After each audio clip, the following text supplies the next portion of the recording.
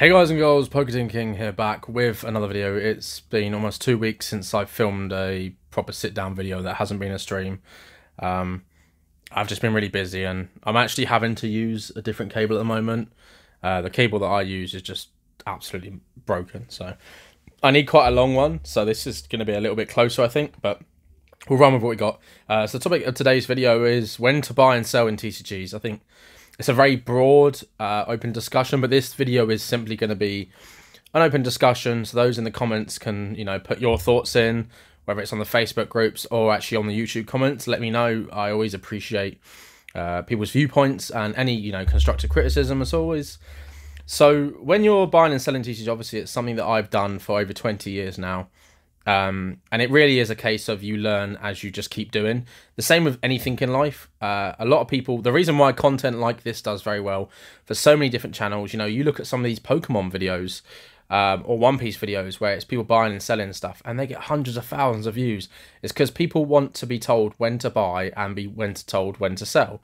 So people, they might have not as much knowledge of that field, or they might just want a second opinion.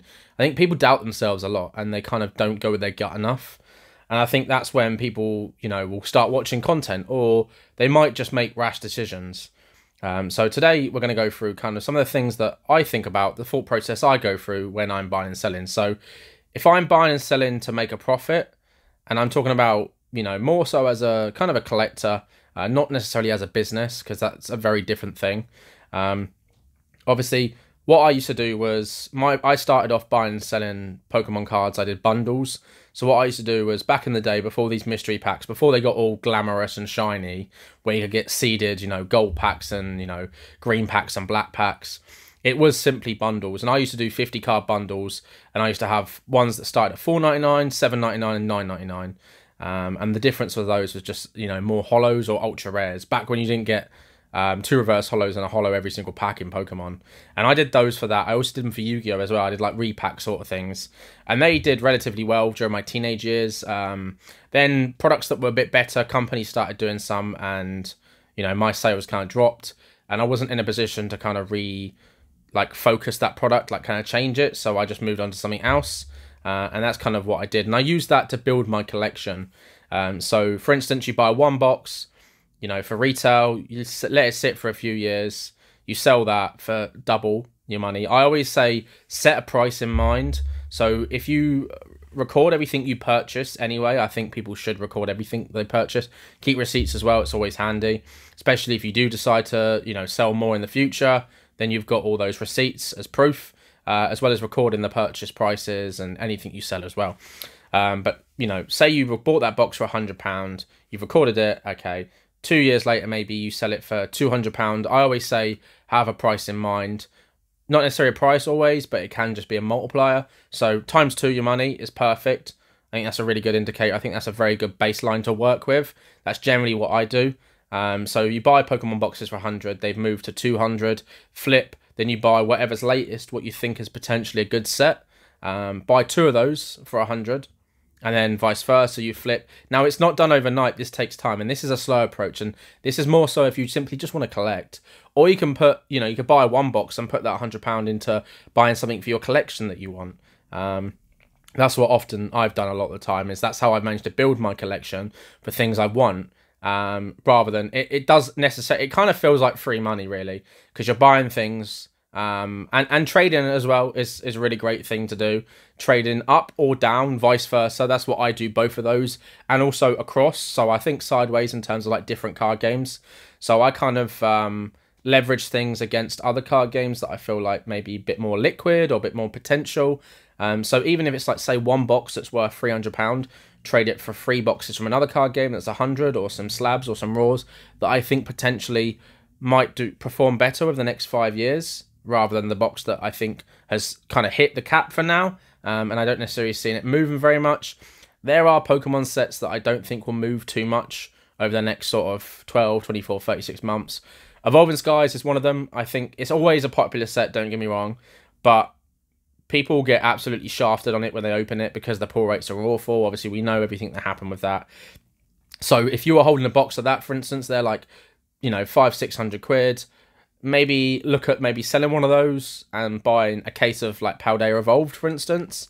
Rather than having one box, you've now got a case. Sealed cases generally hold a premium, but you can then also sell or trade those loose boxes rather than just having one box, which Evolving Skies is a perfect example of something being a good value, but also liquidity as well. So liquidity is another factor that I have talked about in the past, that just because an item is worth money doesn't mean you can sell it, doesn't mean you can find the right buyer. So things like Evolving Skies is kind of the perfect medium because it is both liquid and worth money. Whereas a lot of the rarer items, you look at the EX era stuff, black and white stuff, if you're selling a lot of these sealed boxes, chances are you're most likely going to sell to a box breaker or a streamer or a store that is going to crack that and maybe sell the packs in their store, rather than a collector, because not as many people are buying these products. Like you look at base set boxes, for instance, 9 times out of 10, a buyer of those is going to be a store, a streamer, you know, anybody that's going to crack it to make money out of it. They're not holding it and keeping it sealed, just because that is money parked up that they could potentially use to make more. So the market's, you know, there's so much to kind of know from this, and I think time in the market will always beat time in the market, and I think spend some time researching it. Maybe start off small, maybe buy an ETB or a booster box of one set, and just keep an eye on how that performs over time. You can look at these traces on TCG Player, eBay Solds. You know, 130 point is a great tool. I'll link that in the description below. That actually shows you what the purchase price is for best offers, rather than eBay where they have a line for it. Sometimes it doesn't show accurately. 130 point does, and you've also got resources like Alt as well, which is an app that can track auctions and solds across different marketplaces, which is really handy. I think there's tools out there now to make sure that you are, if you are selling, you're getting the best money for it, and whether you're buying as well, the same thing. You kind of get an average price for kind of what you're looking at getting. So building collections, obviously, unless you want to sink loads of money at the start, the average person doesn't have 50 grand to drop into trading cards. Like, they're going to be buying things with their disposable income every week or every month, and they're going to build it slowly over time. Now, I always get the question of, is it too late? I don't think it's too late, because if you want to collect because you really enjoy, but you also want to keep things for the future, whether that's to open in the future because you know it might be hard to get in the future to source, or it is simply to sell and then reinvest that back into your collection, then there never is a bad time. I think starting now is an absolute great time. I think there's some really good upcoming sets. Pokemon are coming out. I think and this is mostly focused on Pokemon, but it can be used for other card games. You know, sealed is something Pokemon is really good at. Holding sealed, the return of investment of sealed is great. Flesh and Blood, I wouldn't be holding sealed unless it was maybe the first 3 sets, first edition. Maybe Monarch and Tower if you can get the boxes cheap, or like cases preferably, because you don't know if the legendary's been pulled. Yu-Gi-Oh! Is a weird one because there is so many sets from the last few years that just haven't moved, haven't budged from retail. They obviously do these mega packs every year that reprint cards, and you lose a lot of value. You know, you can have a binder worth 2.5 grand, and then a couple of weeks later it's worth 500 because, you know, they reprint everything. And that is the reality of card games. It's not always going to be great. You're not always going to gain money. It's not always going to be stonks and free attendees. You are going to lose money sometimes because people treat it like a stock market, but sometimes it's less or more volatile than a stock market. Okay, you can hold these products in your hand, but as we've seen recently with Magic the Gathering's recent ban list, which I'll include a photo up here, which has just absolutely gone crazy. Everyone's just in full panic mode. It's causing loads of arguments. Every content creator's making a video on it. Your collection can lose a lot of its value overnight simply because playable cards are banned. Now, with Pokemon, they use a rotation system, so that is very unlikely to happen. But whereas you have cards like Flesh and Blood, Magic the Gathering, obviously, you know, Yu-Gi-Oh!, where they don't use a rotation system, reprints or bans can massively affect the price of singles, which can then in turn affect the price of the sealed. If there is a product that includes these in and they were the main chases, there might be less reason to open that box. But you've also got the other side of that is, if people aren't going to be opening that product because these cards have been banned and there's less reason to open it, if there are staples in that set that have relatively good value, look at the sell-through rates of that. If they sell a lot, but there's, you know, not a new refresh of product opening up, that again is another, you know, potential thing. And when selling, I think it's a hard one because people always buy when things are going up and sell when things are going down. I think it's just natural as humans. We panic. We see things going up and we want to jump on it. We want to hit on the hype train. We're like, right, if it's hit 200 now, well, it's going to hit 300. It's going to hit 400. It's going to hit 500.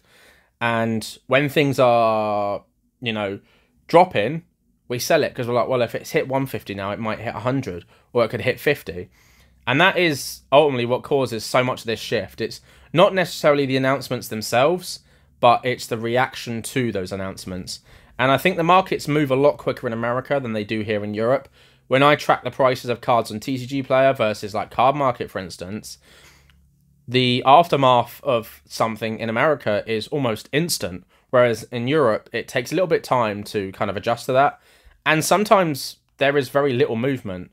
Now, I look at Art of War, for instance, that got banned. In America, I was seeing people buying up, and I bought some copies for like $10 each. They went really cheap. Now, they have retraced back to $20 a card. I couldn't tell you exactly what the price was before. I might include it up here. TCG Player's graphs are quite handy, so they are a lot better than Cardmarket, and the sell-through rate is higher. Whereas Cardmarket, they're around €20 now, and I know I was selling copies for around 25 to 30, so there has been, you know, a retrace of around 25% for that. But that is, you know, that can happen. Now, obviously, Art of War is an Arcane Rising. You've still got cards like Command and Conquer. You've still got staples, the legendaries. You've still got commons like Fate Foreseen and Ravenous Rabble. Like, there is still some value in that. Like, Art of War wasn't the main one, but, you know, losing some potential value out of the EV of a box is, you know, is something that can put people off opening. But when you are selling, it is simply just keeping an eye on the market. Markets aren't linear, cards aren't linear, sealed isn't linear. You're never going to get a straight line always. You kind of see these dips and stuff, and I think a lot of it is reactionary to Facebook groups, content creators. They jump on it, they cause the hype. Whether it's good or bad news, they're the ones that are kind of stirring the pot a little bit. Obviously, you know, I'm myself as one, and I'm always cautious about what I talk about. I was considering doing a specific video to the Magic the Gathering ban list, but ultimately, like, everybody else is doing one, so I don't want it to be focused on just that. But you look at Monarch, for instance, in Flesh and Blood. Now, the prices of that was going absolutely mental. They hit like 300, 400 a box each, and people kept buying because they were going on the up. The hype train was happening. Content creators were talking about Mon to 1K. So what did everybody do? They kept buying. Now, for me, I looked at that and thought, well, that set retails for X price, like 85, 90, you know, 80 to 85 a box. Like, it might even been lower back then. I remember when I first started, I was getting boxes for like 60 quid, but I think retail has changed a lot. And I don't know if Monarch was that low. But I remember, I think I paid £100 a box. And I know I got a lot of my orders cancelled. Now, I looked at that and thought, this is a bit dodgy. These shouldn't be moving up this quickly in such a short period of time. This is the pre-order window, and these boxes are already up for pre-order. Stores are selling these boxes pre-order for 300, and I was just like, and that simply is supply and demand. Now, from the outside in, if you looking at this right now and you're listening to this right now, you might think, well, who was buying it at that price? Well, that's a bit silly. But I guarantee if you're watching because you're in Fab, you probably were involved in it if you were around that time. So many people got stung by Monarch, and boxes are still cheap. They're around 60 to 70. If they're from a sealed case, you know, 75 to 80 maybe, per box, which is basically retail, but a little bit less. And they, you know, they've had some retraces. When Dusk Till Dawn, I think they peaked up to around 100, because obviously it was Monarch Part 2, and we're going to have Monarch Part 3. I would be curious to see if the box prices change again. Now, if you're watching this, you know, Monarch the third in the trilogy will be out next year, so it might not be a bad time to be buying Monarch. I would try to keep to cases, just because you know that there's a guaranteed of a legendary, or there's a very, very high chance of a cold foil legendary in there. Whereas if it's loose boxes, it's very much up and down. Like, people can open the legendary. Doesn't mean there's not going to be a legendary or a fable in there, but, you know, chances are there probably isn't. But that is, you know, a kind of good thing to look at.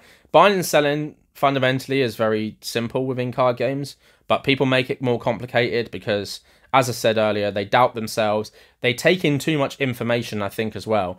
And a lot of it is very conflicting. You'll see people telling, you know, oh, this set is going to keep going up, so you should be buying more of it, or you should be selling it now. And sometimes, if you're watching too much content, it becomes a bit too much, and it just kind of blurs what you want to do. Like, your opinion is changed. Like, is it your opinion? Is it your thoughts? Is it your gut? Or is it everybody else's? And I think fundamentally, just spend time, you know, whatever card game you're interested in, spend time looking at the prices of stuff. Pick maybe 5 items, track the prices over a 12-month period. Maybe you actually buy them. Maybe you don't buy them. Maybe you simply are tracking them. There are, you know, some really good content creators out there. Like, the Final Trade, he does a lot of the sealed stuff. He does a great job of kind of going through a lot of that information. And I think he's probably one of the most valuable content creators out there for that kind of thing. Now, I know there's a lot more out there, but I don't watch too much content like that. But he is one that I watch. Charlie from Cardnomics, like, again, he's another one. Like, them two I respect a lot. You know, they put a lot of time and effort into it. And I think, you know, they're great at what they do. And, you know, it becomes too complicated for people. So I highly recommend just doing that and experiment yourself. Have an internal conversation with yourself. Like, if you want to sell, ask yourself why. Like, why do I want to sell? Okay, so I bought this box for £80. It hasn't moved in 12 months. I don't think there's any reason why it would move.